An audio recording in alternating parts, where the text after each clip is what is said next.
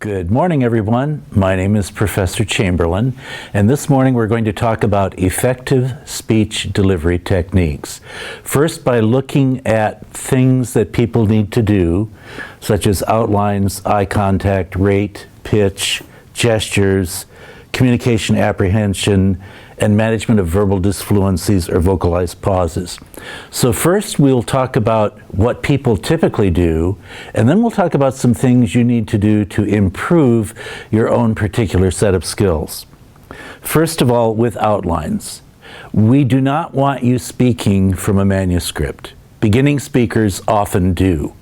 But the result is that their eyes are glued to the manuscript with occasional terrified, oh my God, glances at the audience. This is not giving a speech. This is simply reading out loud real fast, which we already know how to do. And this is a class in improving your speech delivery skills.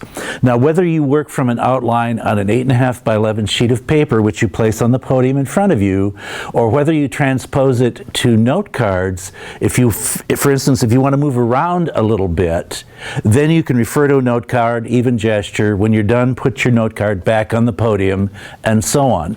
So whether you work from an outline at a podium or whether you work from note cards, this allows you to look at a point, like I'm doing right now, and then look up and talk to people about it, then look down at the next point, look at people, gesture occasionally.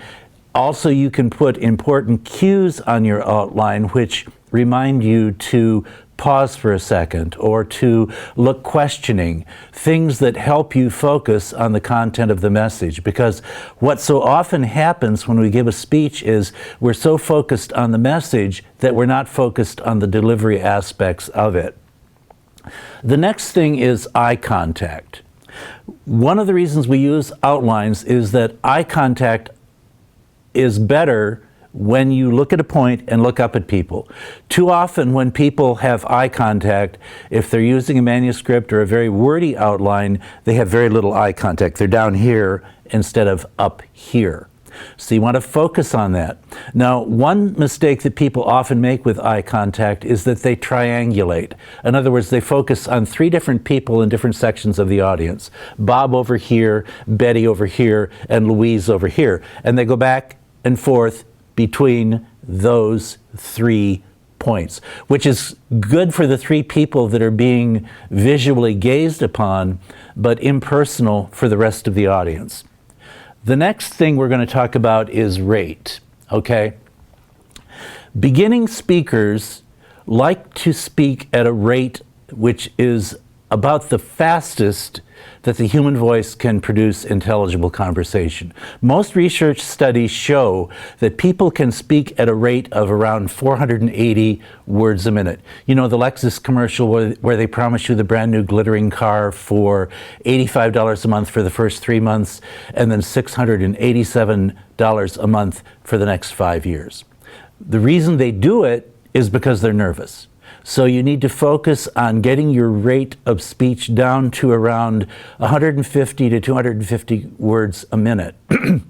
This allows the audience to understand what you're saying.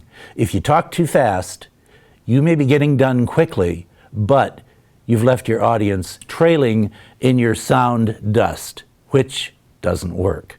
The next point is pitch. Pitch is the clarity with which you speak and the loudness, and some range in your vocalics. Beginning speakers often do this, tobogganing along the high edge of the Swiss Alpine glacier with a sheer cliff drop-off of 1,000 feet or so was the most frightening sleigh ride of my life. As our toboggan careened along at a speed of 100 miles an hour, I happened to look back and I saw an avalanche coming at me at 400 miles an hour, and I was getting kind of scared. If you talk like that, your audience will fall asleep. So you want to have some range in your vocalics. The next item is gesture and posture.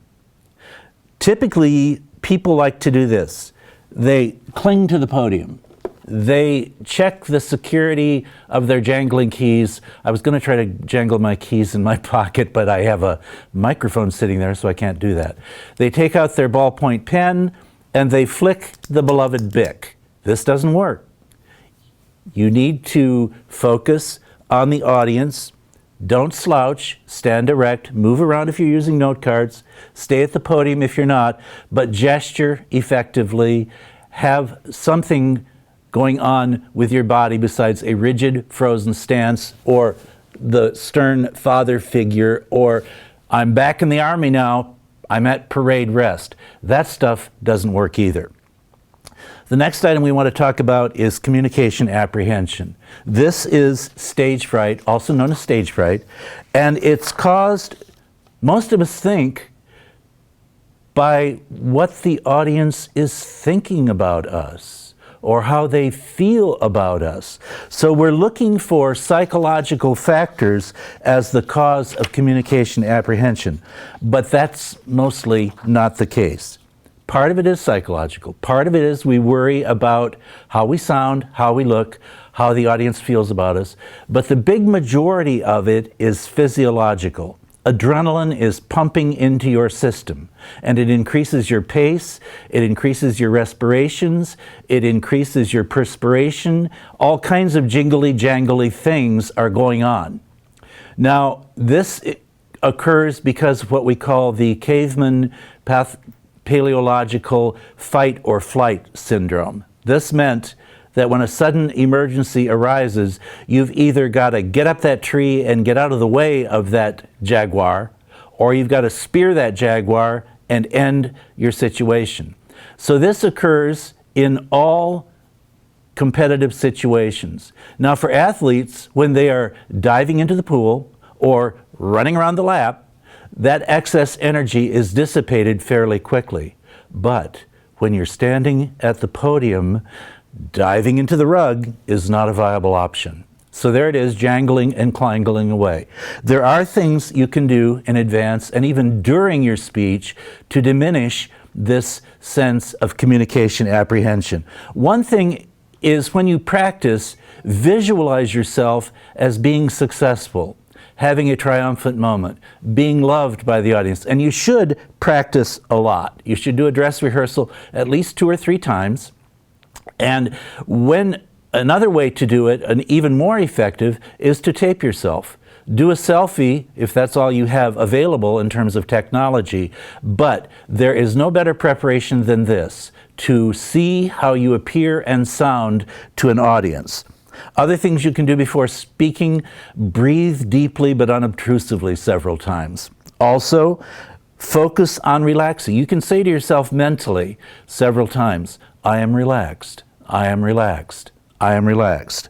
Another thing is doing isometric exercises. So when your hands are at your sides, you can clench them together, and then starting at your toes, tighten each joint up through your body until you do the stomach, the chest, the shoulders, the arms, the fingers, make a fist, and then repeat. That helps to dissipate it. You can move around. That helps. Another thing that works is to look at the audience individually before you start. Look at individual members. Establish eye contact. Last thing we want to talk about is management of verbal disfluencies or vocalized pauses. We all do these. These are interruptions to normal speech, and they occur because our rate of thinking is so much faster than our rate of speaking. Most research studies show that we can think at a rate of around 900 to 950 words a minute. The most we can talk, remember, is 480 words. Obviously, you don't want to talk that fast. But what happens when these vocalized pauses, the uhs, the ums, the you knows when maybe you don't, happen when we're trying to synchronize what's going on up here with what's coming out here. And the problem is that too many of us do not try to bring those things into balance. But you can do it. It can be done effectively. I developed an exercise, which we'll discuss more in class, but you'll select material that's about 100 words in length. Then using a stopwatch or an egg timer, you will time yourself as you read it until you reach the point, you have to do it several times, you have to practice, until you reach the point where you feel comfortable of doing delivery at about 100 words a minute. When you do that, then you can monitor what you're saying and how you say it. and when you pause. Now, I'm doing that right now, but notice what happens. When I come to a point where I want to pause, I don't say, I simply pause. Then, when I'm ready to start up, I resume my speech. And I can do that almost completely, entirely throughout my entire delivery. So, verbal slips, verbal disfluencies, there are other terms for them as well in speech world, are natural because of this dysynchronization between rate of thinking and rate of speaking. But it is something that is manageable. A few uhs and ums are normal. We don't really worry about those. But if your speech is saturated with them, your audience is focused on your uhs and your ums and not your message. So again, watch what I'm doing. This is something that I can control. When I want to come to a point where I pause, I simply stop. And then, when I'm ready to resume, I start talking again. See how easy it is?